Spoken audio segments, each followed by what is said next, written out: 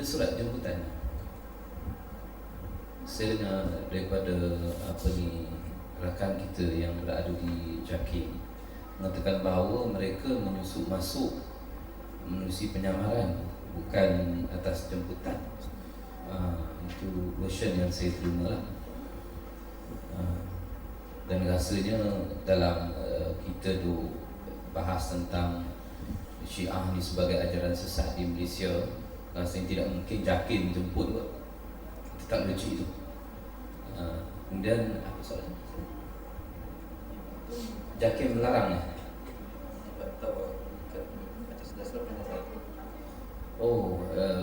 Human right kalau ikut seorang pegawai JAKIM, Ustaz Aizam kata memang Amerika selalu minta laporan dengan kerajaan tentang dasar terhadap etnik minoriti termasuk Syiah lah. Jadi mungkinlah beberapa tindakan kita lihat dulu kalau serang Syiah beria-ria sampai satu fasa guna media dan sebagainya, kemudian perlahan down. Orang Iran tu sanggup pergi ke pejabat JAKIM, juga menteri.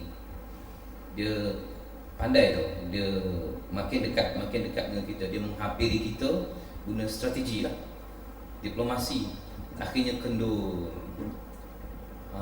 Jadi benda ni benda politik antarabangsa. Sebagaimana Ustaz Aizam sebut, isu Syiah ni antarabangsa, bukan isu Arkam. Arkam ni agak lokal, isunya lokal, mudah ditangani walaupun tak habis-habis pun. Syiah ni isu antarabangsa, dia melibatkan pelbagai pihak, dan orang Syiah sendiri pun berusaha sampai ke peringkat persidangan Komanggo untuk menuntut Syiah diamalkan secara bebas di Malaysia. Itulah yang saya boleh ulas. Mungkin Ustaz Asri boleh tambah lagi.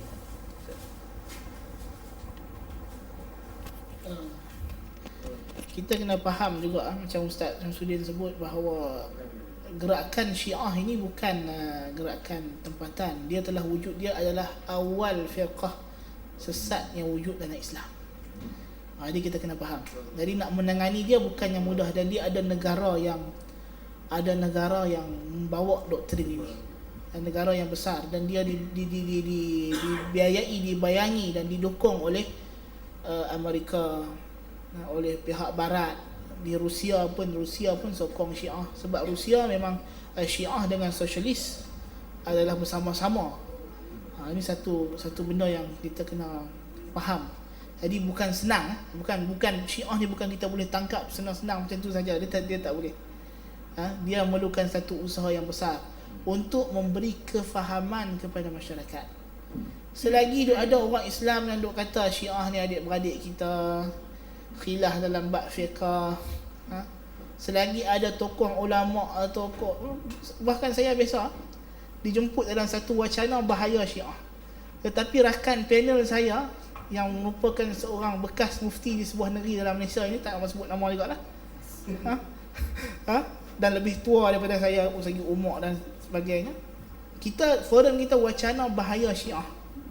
Setelah sesi saya bentangkan semua akidah Syiah yang bahaya, dia boleh bangun dan cerita pasal takrib, mendekatkan Syiah dengan ahli sunnah dan menceritakan bahawa Syiah ni kalau kita terangkan kepada masyarakat, insya-Allah masyarakat Malaysia boleh terima.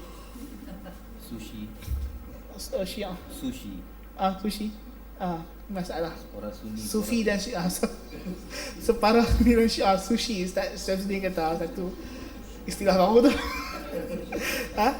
Jadi maknanya kalau ada tokoh ilmuwan yang boleh macam ni pemikiran dia, ini satu masyarakat tidak kira. Jadi kita perlukan usaha secara ilmiah macam mana kata tadi. Dia mesti mula dengan ilmu. Usaha ilmiah mesti digerakkan, kajian, pembentangan, ceramah, kesedaran, tulisan. Ini yang kita kena gerakkan dulu. Jangan terus fikir nak ke depan dengan kuasa. Ikut cara dakwah Rasulullah.